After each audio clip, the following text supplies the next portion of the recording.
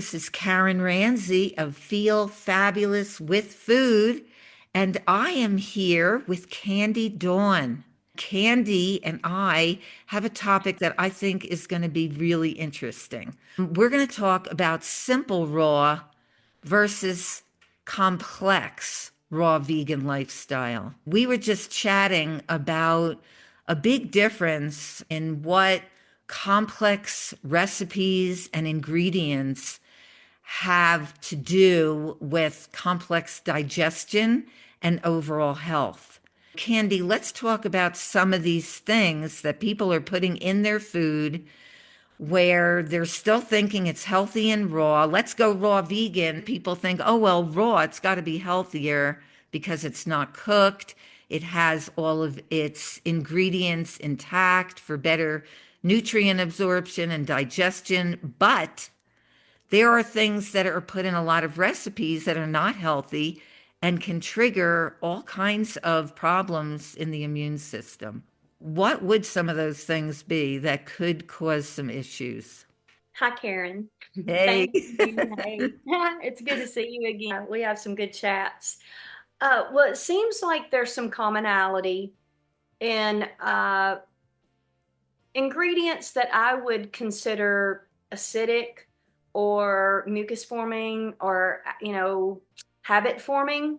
Anything that is really gonna, you really want it again and again, that might be something to look at. I feel like for me, when I heard how you remove causes, we want to remove the cause and bad acids or acid forming foods. I kind of looked at everything that I was taking in and what all could I remove that was easy, that was easier for me to remove than to keep doing it. So the makeup and the hair color and, beer and wine and, any kind of bad acids I could do.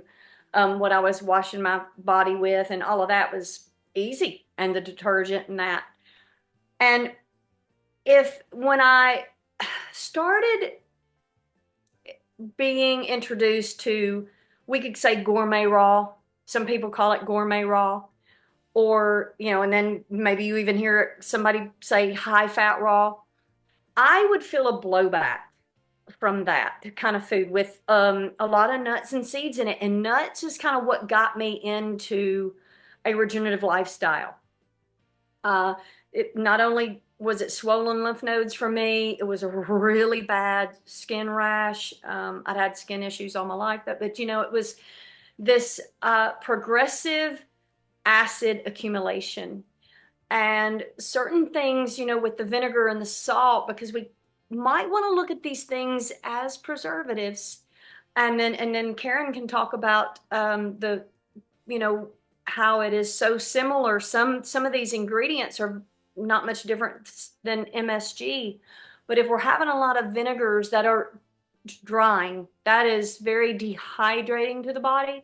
And so your body's going to want to counteract that, but we never give it rest. We never really get back on top of things if we're having these things, every day. And a lot of people are having these things every day.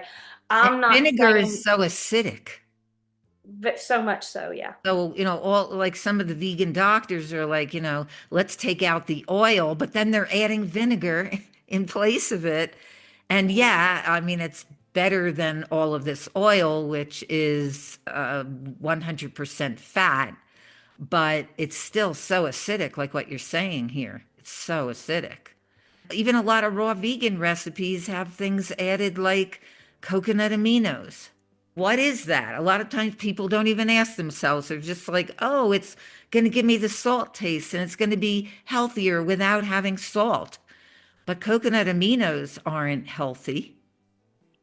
I totally agree. I mean, salt was something I saw that I wanted to take away, I take out. I feel like less is more. And that's how they used to cure things, was by salting it. But I would prefer, it's like, what even sounds less offensive? Orange juice, lime juice with maybe a little maple syrup and some smoked paprika and a little pinch of cayenne.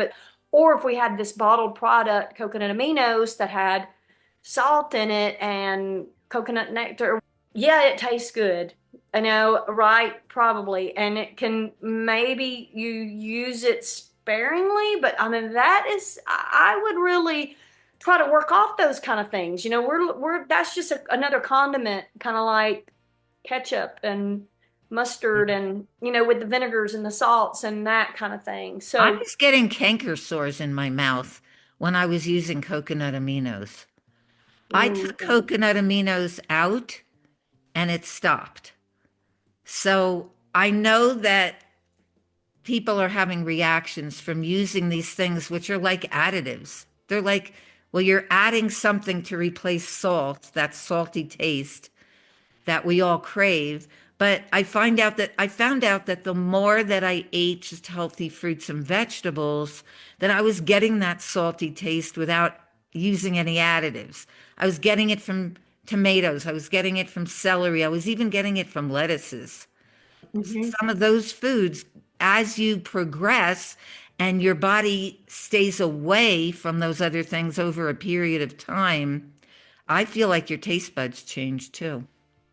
True. And I feel like the more we cleanse and strengthen, then our adrenal gland gets stronger and we're reworking that gland and then it goes away because your adrenal gland, that's where that salt craving, that's a sign of weak adrenals, because your adrenal gland is in charge of that. And because your body really uses sodium, not salt. We want organic sodium, not salt, not table salt or any kind of salt, not yellow, red, black, blue, green, or pink.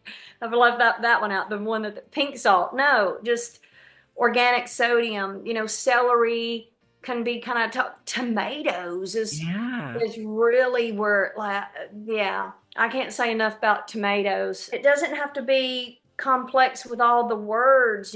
People use all the words. Well, if all the protein, they're going to talk about protein and carbohydrates and what does it have, this, does it have enough, well, my hormones need this and my hormones need that, and simplicity. And I Yeah. just say, like, if I'm experiencing any kind of blowback, I'm looking for the cause. I'm definitely looking for the cause because I know that there's something going Yeah, on. there's something. There's If something you're I'm having doing and any I'm kind getting. of symptoms, there's something. And like you and I were also talking about that some of these really long, complex recipes. Well, when people are transitioning from a really unhealthy diet, maybe they're gravitating towards some of these recipes. And okay for transition. But I always tell people, don't stay there too long. Go to simplicity. Don't have more than like 5 ingredients in a simple, uncomplicated recipe. These recipes with 20 ingredients, I mean, your body processes each food. Most foods have different textures. It's overwhelming to the digestive system. We're talking about simplicity and not adding things that don't need to be added and taking out the oils and not thinking that vinegar is a substitute. Anything else you want to add to that? Wow, I think that about covers it. Kimchi, which I'm not even really sure what that is, but it is in a package. Okay. And I'm just thinking to myself, fermentation. Fermentation is a process. So man got to where he wanted to eat putrefaction and fermentation. And we don't want either one. We want fresh. We want to pick it and eat it. Can you pick it and eat it? Well, then that's a good thing. But Yeah. fermentation is very acidic. And That's the it's biggest. also very high on the histamine list. And so people who are really sensitive to fermentation might start getting a digestive issue called histaminosis. Fermented foods, I mean, they used those in the Middle Ages because they didn't always have fresh food coming in. But like, we don't need to do that today. We can have fresh food, grow a garden. You can find local farmers to get food from.